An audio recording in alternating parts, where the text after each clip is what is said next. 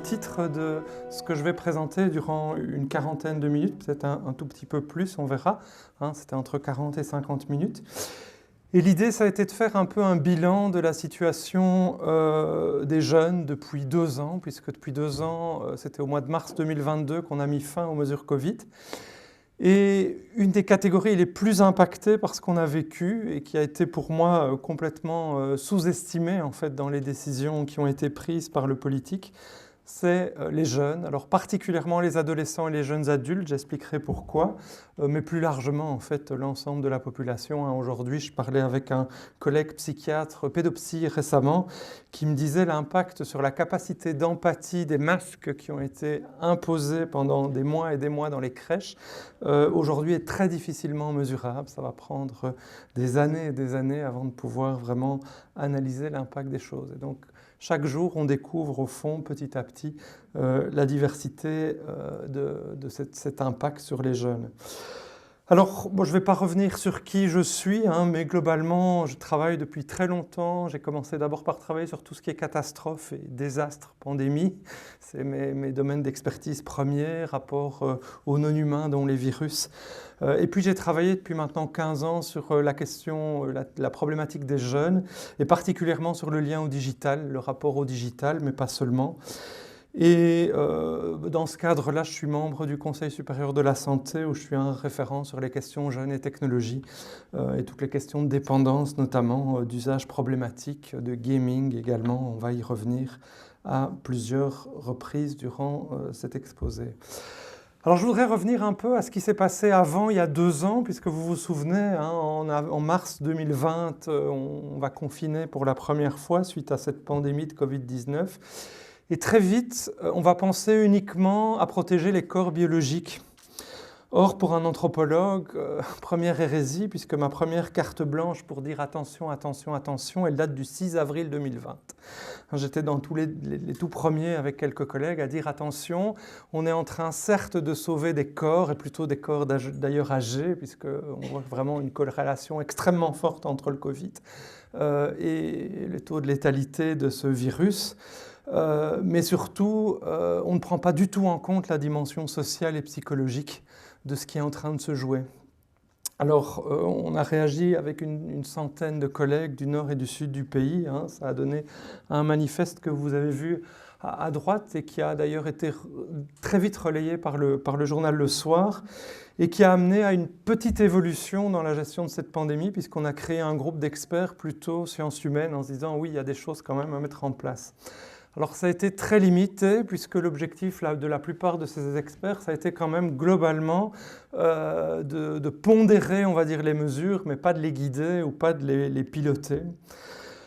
Aujourd'hui, 2 ans après la fin de ces mesures, et je suis anthropologue, mais je suis aussi historien, moi j'aime bien prendre de la distance par rapport aux choses. On peut être dans l'événement, mais je pense que c'est aussi important de prendre du recul par rapport à ces événements. En plus, j'adore la montagne, et donc j'aime cette métaphore qui est que le rôle de l'anthropologue, c'est justement de pouvoir travailler sur les structures profondes de nos sociétés, de nos humanités, et c'est un peu là-dessus que je voudrais revenir. Alors je vais d'abord commencer par une introduction générale autour de cette question des jeunes. Je crois que c'est important parce qu'il y a plusieurs générations dans la salle. Je l'ai vu en rentrant, je ne suis pas le seul à avoir des cheveux gris et certains en ont plus que moi. Enfin moi j'ai plus beaucoup de cheveux d'ailleurs. Et un collègue sociologue de l'université Saint-Louis à Bruxelles me disait au fond il y a 3 générations de jeunes qui se sont succédées. Celle qui est encore dans la salle ici, c'est ceux qui en 68 étaient jeunes, en partie, pas tous et toutes. Et leur objectif au fond c'était changer le monde. Et donc il était interdit d'interdire, etc. Et donc cette génération était mue par ce slogan. Dans les années 80, on voit déjà une évolution, une vingtaine d'années plus tard, à partir de 80 et un peu plus, ça a été plus un monde qui se complexifie, l'arrivée des Reagan et Thatcher, un monde qui se libéralise, et donc pour les jeunes de l'époque, c'était plutôt, les sociologues disent, trouver sa place. Comment trouver sa place dans ce monde qui change, un monde aussi plein de craintes, souvenez-vous, les 2 blocs qui se faisaient face, encore et toujours, et puis l'effondrement d'un de ces blocs. Et en 2010, Abraham Franzen a une très belle expression, il dit au fond le jeune aujourd'hui c'est comment se mettre à l'abri d'un monde qui se décompose. Et ça c'est le monde que les générations précédentes laissent à ces jeunes. Et c'est fondamental d'avoir ça en tête pour bien comprendre qu'est-ce qui va se passer les 4 dernières années. Parce qu'on a des jeunes qui, dans les chiffres, notamment en termes de taux de suicide, en termes de mal-être, anxiété, angoisse, étaient déjà assez élevés. En Belgique, en plus, on n'est pas extrêmement bon là-dessus, puisqu'à part les pays scandinaves et 1 ou 2 pays d'Extrême-Asie, on est vraiment dans les champions du monde du mal-être de nos jeunes. Et je pense que c'est important à signaler. Et arrive la Covid, et arrivent des mesures qu'on va penser pour la société dans sa globalité, et pas du tout pour certaines sous-catégories, si ce n'est éventuellement les plus fragiles au niveau des corps. Alors moi j'ai travaillé sur les jeunes avant la Covid, abondamment, j'ai travaillé sur leur rapport au digital et j'ai travaillé sur leurs imaginaires, parce que le digital en fait c'est un véhicule formidable de l'imaginaire, c'est un véhicule formidable aussi de l'échange et de l'interaction, ils passent leur temps à ne faire presque que ça, on pourrait dire. Quand on joue, en fait, on échange. Quand on est sur les réseaux sociaux, on échange. Quand on stream, on échange. En permanence, on échange.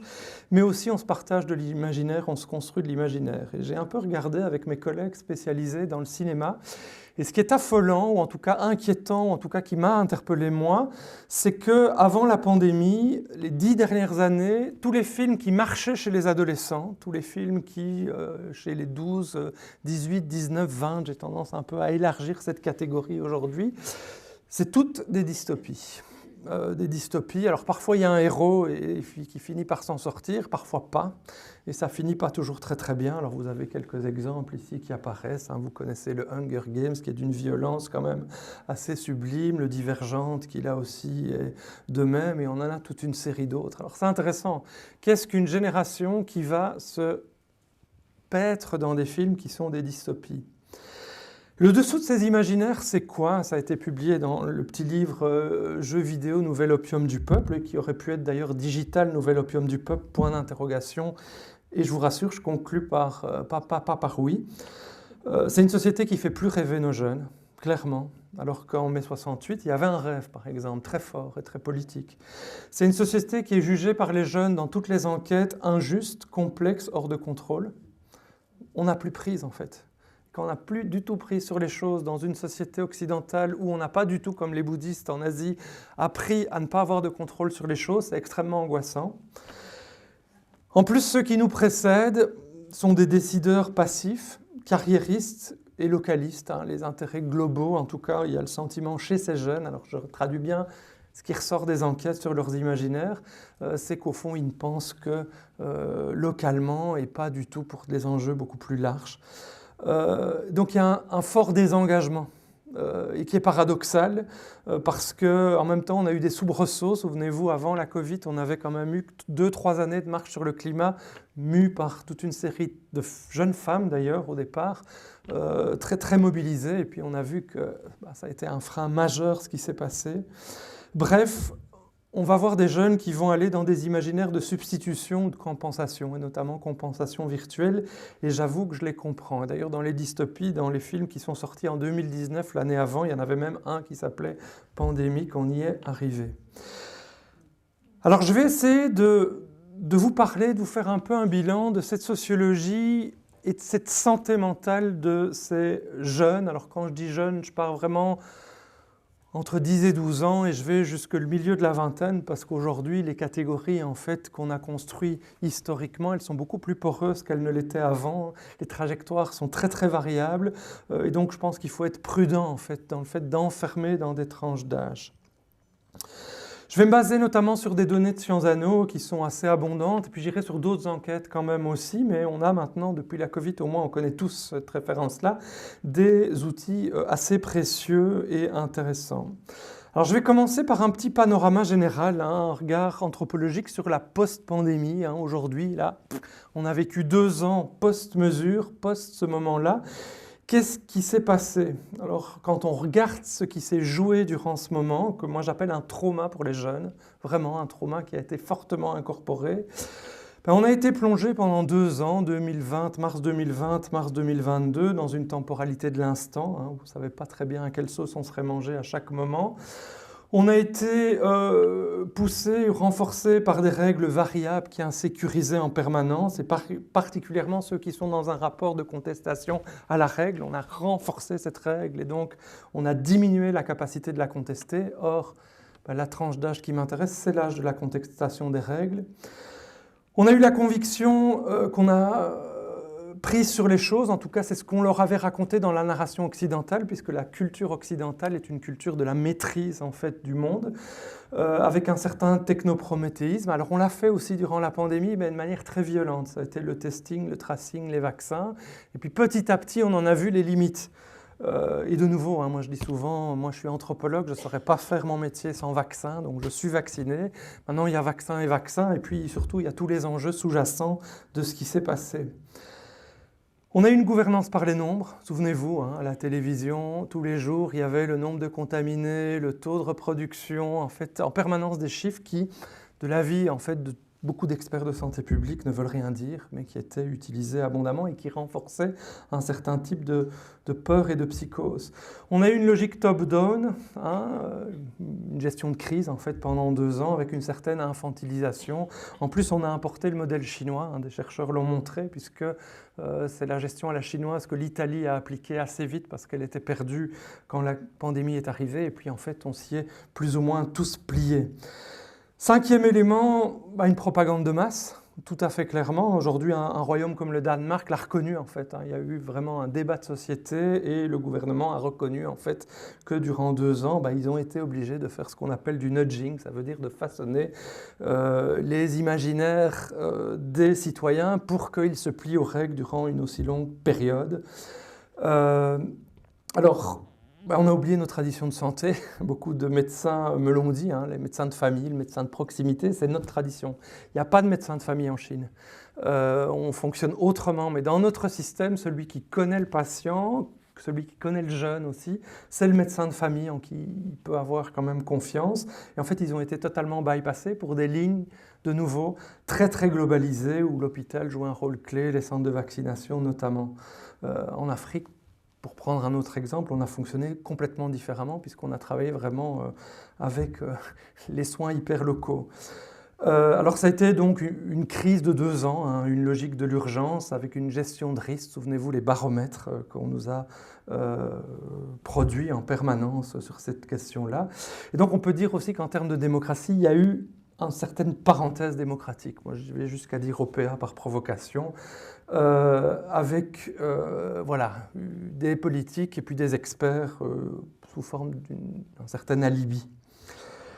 Alors il y a eu des tas de dichotomies, souvenez-vous, la dichotomie d'abord vieux-jeunes et les jeunes qui faisaient les lockdown parties, et on arrive aux jeunes, et qui ne respectaient pas les mesures, et puis ça a été les civiques et les aciviques, les vax et les anti-vax, etc. En fait, toutes des catégories où aujourd'hui, les sociologues et les anthropologues qui retravaillent sur la réalité de ce qui étaient ces personnes se rendent compte en fait que ce sont des catégories propagandistes, mais la réalité est beaucoup plus complexe.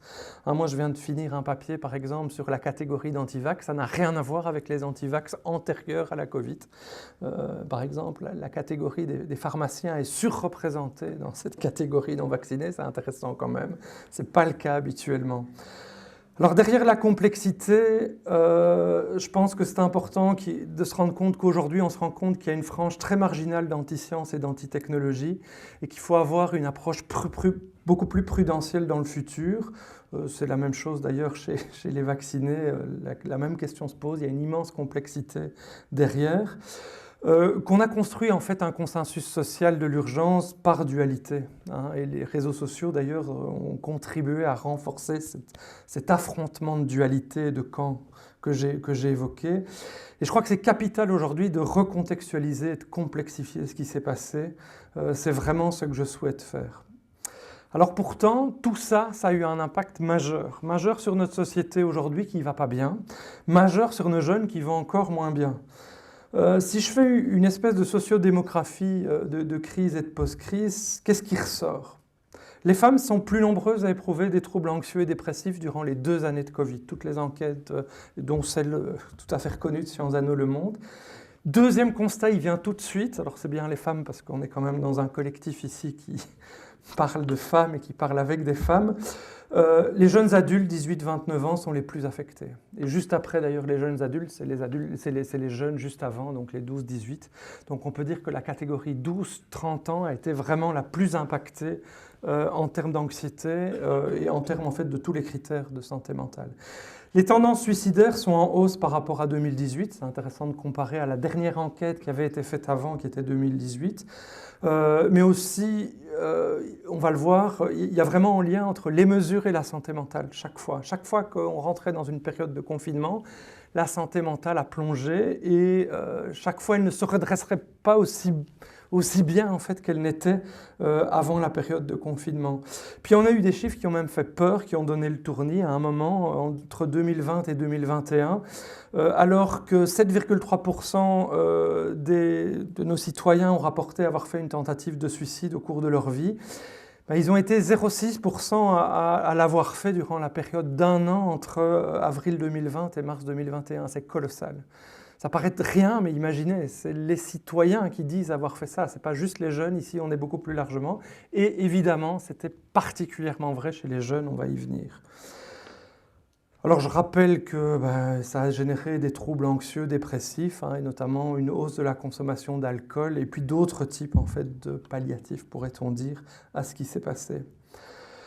Alors les symptômes de stress ont été extrêmement forts, stress aigu qui sont transformés chez certains aujourd'hui en stress chronique, sentiment de fatigue, 59% des participants, être sous pression, 51%, c'est colossal si c'est appliqué à une population dans sa globalité, ne pas pouvoir se détendre suffisamment, 47%, privation de sommeil, 38%, en fait tout ça, ça pourrait être considéré presque comme de la torture, au sens où on a vécu un trauma collectif de masse.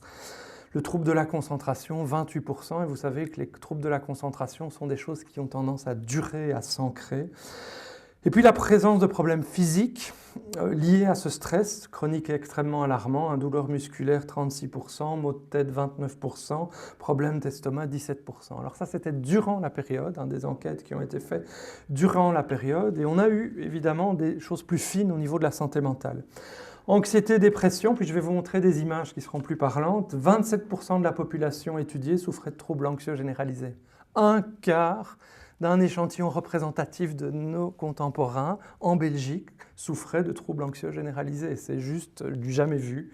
Alors vous avez les détails, je vous les mettrai dans le PowerPoint, je ne vais pas les passer en revue ici pour respecter mon temps. Et 18%, un cinquième, souffrait de troubles dépressifs. Donc ça, anxieux, c'est un peu moins fort. Dépression, là, on est carrément dans quelque chose de pas simple à gérer et qui va s'ancrer.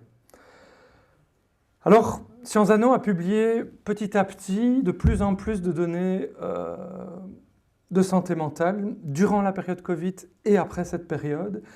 Et chaque fois, un élément qui est tout à fait clair, c'est que dans chaque vague qui amenait à un confinement, les troubles dépressifs ou anxieux augmentaient. Vous avez l'exemple ici où chaque fois, en fait, il y a une corrélation entre les périodes. Vous vous souvenez, c'était souvent mars-avril et octobre-novembre. Chaque fois, à cette période-là, paf, on a une explosion en fait, de ces troubles anxieux ou dépressifs. Résultat, on a eu en fait toute une série de conséquences assez majeures.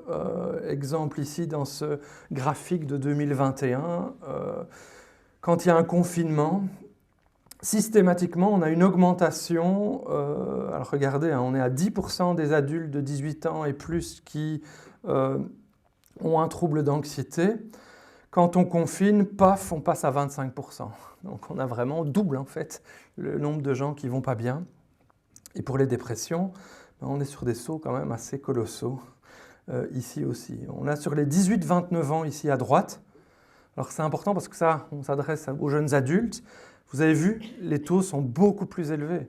En termes de dépression, on arrive à des taux pratiquement de 40% à certains moments. C'est juste du jamais vu, ça c'est la période de mars 2021. Pourquoi ? Parce qu'il y a de la cumulativité. En rouge, la petite boule, c'est en avril 2020, premier confinement. Un an plus tard, troisième vague, vous avez vu, le taux est beaucoup plus élevé. Ça veut dire qu'on va cumuler petit à petit. On n'a pas le temps en fait de se reposer, on n'a pas le temps de se poser. Et ça marque particulièrement les jeunes. Alors ici, c'est des données jeunes adultes, parce que pour faire des enquêtes sur les enfants, c'est beaucoup plus compliqué. Et c'était pour des raisons légales, il faut l'autorisation des parents, etc. Et c'est encore beaucoup plus compliqué en période Covid de faire ce type d'enquête. Et donc, on n'a pas de données, en fait. Donc, imaginez probablement que pour les 12-18, on est encore au-dessus, en fait, de ces chiffres-là. Alors, je vous disais tout à l'heure qu'il y a vraiment un lien entre les mesures qui ont été prises et qui, en fait, ont été très homogènes. On n'a pas du tout, ou très peu au départ tout au moins, fait de mesures adaptées pour les jeunes. Résultat, vous avez une montée en fait de ces dépressions et troubles anxieux que vous voyez ici. En clair, c'est les troubles anxieux, en foncé, c'est les dépressions. Chaque fois que c'est en haut, c'est une vague. Et donc, c'est des mesures de confinement, c'est des mesures de limitation des libertés, c'est de l'anxiété véhiculée par les médias. Chaque fois, en fait, on a cette évolution-là. Et puis, on arrive à la fin des mesures qui est ici. Et regardez, malgré la fin des mesures, puisque c'était en mars 2022, en fait, le taux est resté relativement élevé. Alors, il y a des différences entre femmes et hommes. On en parlait avec Jérôme avant de commencer. On se rend compte qu'au niveau du ressenti chez les femmes, en fait, c'est chaque fois beaucoup plus fort que chez les hommes. Je ne veux pas du tout renforcer un stéréotype de genre ici. C'est un fait, en fait. On se rend compte réellement qu'il y a eu comme s'il y avait une perception beaucoup plus forte, ou en tout cas renforcée, qui fait que ça surréagit au niveau de l'anxiété. Pas nécessairement plus au niveau de la dépression. Et ça, c'est intéressant parce que ça veut dire qu'au niveau de la dépression, avec des taux importants, hommes et femmes sont plus ou moins égaux, en tout cas dans les données qu'on a à notre disposition. Alors, je suis remonté dans l'autre sens. Alors, j'arrive aux conséquences de ça. Si vous êtes anxieux, si vous êtes dépressif, évidemment, malheureusement, une des conséquences, et je ne vais pas spoiler la fin de Les Dragons, possible, c'est les taux de suicide. Regardez, c'est les générations. Dans la salle ici, on a probablement majoritairement les deux derniers éléments ici. Alors, en clair, c'est mars 21, après un an de confinement. Juin 21, février 23, c'est la couleur la plus foncée. C'est il y a un an. On n'a plus d'enquête encore analysée depuis. Donc, c'est les derniers chiffres à disposition. Et vous vous rendez vraiment compte que le taux de suicide, il a vraiment été extrêmement important durant la Covid. Et donc, on ne peut pas dire qu'il n'y a pas eu en fait un phénomène. Et c'était particulièrement fort chez les jeunes durant cette période, puisqu'ici, on est sur les 18-29 ans, et on sait que c'était probablement un peu plus élevé, malheureusement, chez les jeunes de la tranche d'âge antérieure. On le voit d'ailleurs quand on analyse les bases de données en fait, sur les causes de mortalité. On a des causes de mortalité en été qui ont été liées plutôt à des pics de chaleur. Mais on a eu aussi tout au long en fait, de la période Covid des pics de mortalité qui n'étaient pas liés à la maladie mais qui ont été liés à des suicides qui se sont baladés tout au long en fait, de cette période. Ça veut dire qu'en dehors des morts de la Covid, on a eu en fait une augmentation assez importante de la moyenne. Je ne vais pas rentrer dans les détails ici. Alors, il ne faut pas parler que des cas les plus dramatiques, suicide et tentative de suicide. Simplement, ça se marque aussi par la montée en puissance des certificats d'incapacité de travail, par exemple, pour les travailleurs, dont les jeunes travailleurs. Et là aussi, clairement, on a vu se profiler tout au long, en fait, au fur et à mesure en fait, de la période Covid. Donc, on commence ici. En bleu, vous avez 2019, en orange, vous avez 2020, et en gris, vous avez 2021. À partir de mars 2020, regardez, premier confinement, paf, incapacité de travail. Et puis, on est à la période octobre, vous vous souvenez, je vous avais dit, les deux grandes périodes, c'est mars-avril, octobre-novembre. C'est chaque fois là qu'on a eu les vagues, et c'est en fait habituel, parce que pour la grippe, c'est un peu la même chose aussi. On a chaque fois en fait des pics qui vont être importants. Et parfois, il y a un décalage du pic, ça a été le cas notamment en 2021. Et donc ça, c'était plutôt en novembre-décembre que le pic d'incapacité de travail a été important. Alors pourquoi je vous montre ces incapacités de travail? Parce qu'être malade, au fond, rentrait un certificat et on pourrait le transposer au certificat de maladie en cadre scolaire, évidemment, pour les enfants, ça montre en fait que le trauma, il n'est pas juste dans les cas les plus graves, il est dans des cas globaux. Ça s'est manifesté par des absences au travail, des absences à l'école et donc un délitement du lien de manière généralisée et importante. Je vais passer le détail sur les revenus d'intégration sociale, mais qui là aussi ont explosé durant la période. Ça veut dire des gens qui sont en difficulté. Moi, comme doyen de faculté, j'étais un doyen Covid, comme on dit, puisque ça fait 5 ans que je suis doyen maintenant, encore une année, et je pourrais me reposer. Mais on a vu en fait pour la première fois beaucoup d'étudiants qui ont perdu de manière massive leur job étudiant. Résultat, ils se sont trouvés dans la précarité du jour au lendemain. Donc la santé mentale, évidemment, elle est aussi impactée par les conditions socio-économiques. Alors dans Déconfiner l'Europe, qui est un des livres qui est à la sortie, on parle avec une collègue de l'ULB, Muriel Sacco, et une collègue de Louvain, Chloé Allen, du trauma que les jeunes ont subi. On a travaillé en confinement, on a fait des enquêtes dans différents milieux de jeunes. Et dans un article de ce livre, qui s'appelle « Les jeunesses au temps du Covid en Europe, analyse des modes de transgression de l'ordre sanitaire », on a montré en fait comment à la fois les jeunes ont été particulièrement stigmatisés, ça a été les premiers boucs émissaires de la crise, après il y en a eu d'autres, ça a été les premiers boucs émissaires de la crise. Je prends un exemple type qui est cité dans Le Soir. Sur les 27 000 verbalisations le premier mois du confinement en Belgique, plus de la moitié ont été délivrées aux moins de 30 ans. Aujourd'hui, et Sciences Anno l'a reconnu, on s'est rendu compte que les moins de 30 ans avaient plus respecté les règles sanitaires que les générations qui suivent. Donc c'était des mesures qui ont été basées sur un délit de faciès des jeunes, tout simplement. Parce qu'aujourd'hui, on sait en fait que cette catégorie, contrairement à ce qu'on aurait pu penser, a particulièrement été attentive, notamment à protéger leurs parents et leurs grands-parents. Et donc très attentif aux mesures. Ils ne voulaient pas assumer le décès en fait de ces proches qui comptent pour eux. Et donc évidemment, avec un coronavirus qui tue moins d'1% des moins de 45 ans, la Covid est une affaire de génération. Et donc on a vraiment quelque chose qui s'est passé là qui est important. Dès mai-juin 2020, mes étudiants dans ma faculté ont fait une enquête sur qu'est-ce que tu fais face à l'isolement, et on a toute une série de choses. Et on a vu que le digital a joué un rôle clé. Mais certains, évidemment, vont du coup tomber dans certaines consommations pathologiques du digital, jeux vidéo, réseaux sociaux, streaming en ligne, de manière extrêmement importante. Alors cette enquête, elle est géniale parce que c'est les étudiants qui eux-mêmes l'ont fait, parce qu'ils se sont rendus compte très vite, 2 mois après le premier confinement, qu'il fallait vraiment qu'on mesure ce qui était en train de se passer pour eux. On est une fac de sciences sociales. Ils ont fait leur futur métier eux-mêmes et j'ai été ravi en fait, de pouvoir publier leurs résultats pour montrer la qualité de ce qu'ils ont fait. Alors, les enquêtes, elles vont s'enchaîner durant cette période. Enquête à l'Université de Liège en mai 2020 sur l'impact sur les adolescents de la crise Covid.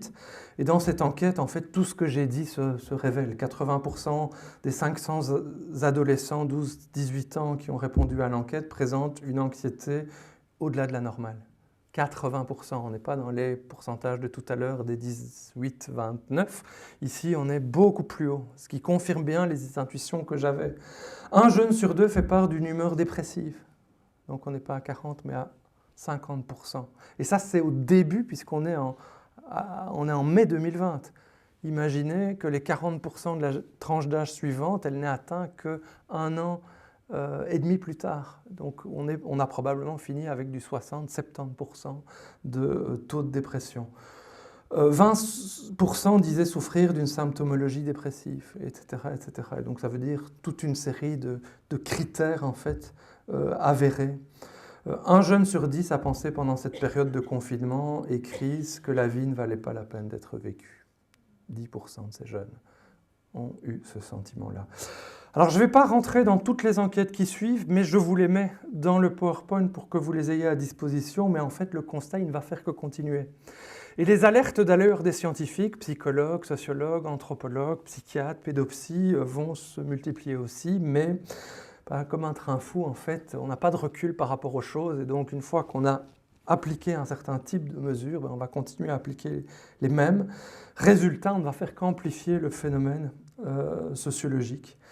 Il y a même une enquête qui sera faite par les 3 grandes universités francophones, UCL, ULB, ULiège, qui ont interrogé, accrochez-vous bien, en mars 2021, 25 000 étudiants. Donc c'est vraiment une enquête majeure. Et dans les résultats de cette enquête, plus de la moitié des étudiants ont des symptômes d'anxiété et de dépression. se sentent isolés, souffrent de troubles du sommeil, de l'appétit, perdent la motivation, le sens de ce qu'ils font et l'espoir en l'avenir. Voilà. Et on retrouve le fameux 1 sur 10 qui éprouve des difficultés à subvenir à ses besoins essentiels, à ses besoins premiers. Ça, c'était les besoins matériels dont j'ai parlé avec la perte des jobs, etc. Les priorités pour l'avenir, retrouver les contacts sociaux, les campus et poursuivre les dynamiques de solidarité.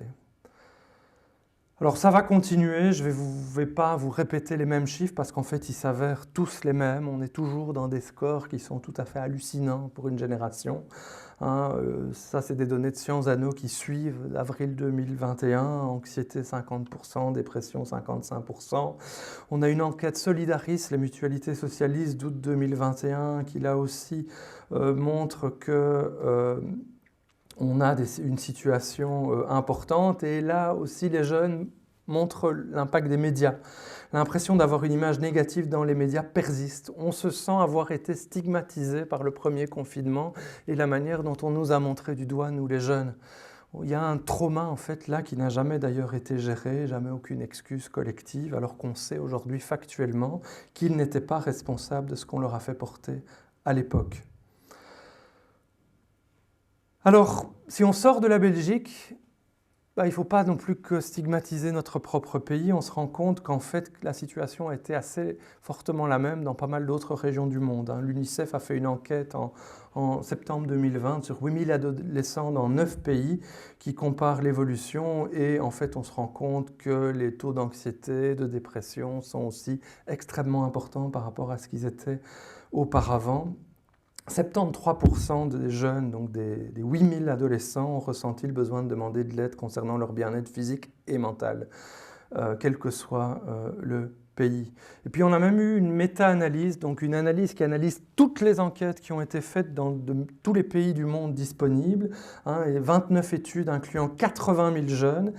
Et dans cette enquête, en fait, tous les résultats vont dans le même sens. Le troisième point dit bien les choses. La prévalence des symptômes de dépression et d'anxiété pendant la période Covid a doublé par rapport aux estimations pré-pandémiques.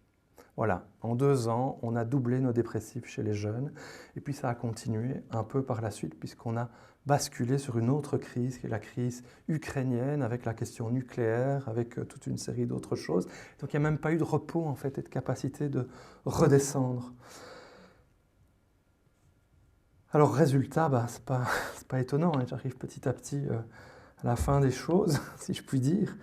Le bonheur des Belges remonte, mais les jeunes sortent difficilement de la crise Covid. Ça, c'est une enquête bonheur qui date d'il y a moins d'1 an, donc c'est vraiment les toutes dernières données, et qui montre en fait que si les adultes, vous, moi, se sont plus ou moins bien remis de cette situation, même si je vous ai dit qu'il y a des choses qui s'ancrent, troubles de l'attention ou d'autres choses, parfois beaucoup plus fortement, c'est beaucoup plus difficile pour les jeunes. Et donc les 18-34 ans restent une génération qui a été fortement impactée par cette période. Ça se voit notamment par le décrochage scolaire, qui continue en fait à ne faire qu'augmenter. Vous avez ici des données qui ont été publiées par Le Soir.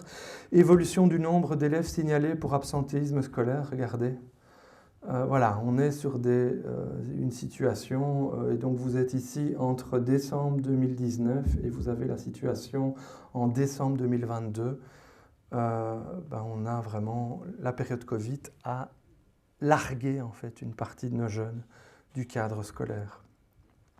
Le bureau du plan a d'ailleurs chiffré, ça va coûter probablement à terme bien plus cher que ce que nous a coûté la pandémie parce que ça va se marquer sur des décennies probablement. J'en arrive à mes conclusions petit à petit. Voilà, le tableau, je suis désolé, il n'est pas brillant.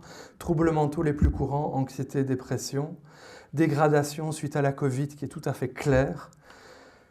La question du suicide, qui est vraiment un problème de santé publique important, qui augmente pendant la crise Covid et qui ne se stabilise pas par la suite. La consommation d'antidépresseurs qui est en augmentation constante. Les inégalités sociales aussi, clairement, ça j'en ai pas parlé beaucoup parce que je devais choisir, et donc on a plus de troubles mentaux chez les personnes moins favorisées, dont chez les jeunes. On a une situation à l'inverse qui est meilleure en Flandre chez les jeunes et les moins jeunes qu'elle ne l'est à Bruxelles et en Wallonie. Et au niveau des adolescents, 16,3% des jeunes de 10 à 19 ans souffrent aujourd'hui d'un trouble mental. C'est tout à fait impressionnant. L'impact Covid est tout à fait majeur en fait, sur le bien-être des jeunes aujourd'hui. Donc ce n'est pas du passé, même si pour nous ça peut l'être, pour eux, ça continue à les poursuivre en grande partie. Ça veut dire quoi? Ça veut dire que les jeunes post-Covid, en février 2023, de nouveau, il faut chaque fois du temps pour bien analyser les choses. Près d'un jeune sur 6 a déclaré avoir sérieusement envisagé le suicide au cours des 12 derniers mois.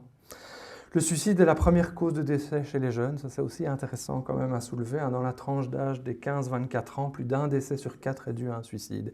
Ça, c'est les données contemporaines d'aujourd'hui. Alors je ne dis pas d'aujourd'hui, d'il y a un an, parce que moi je suis toujours prudent avec les chiffres. Il faut attendre une année pour bien voir qu'elles passent toutes les consolidations de la qualité de ces données, ce qu'à l'époque on n'a pas toujours fait avec les baromètres de l'époque.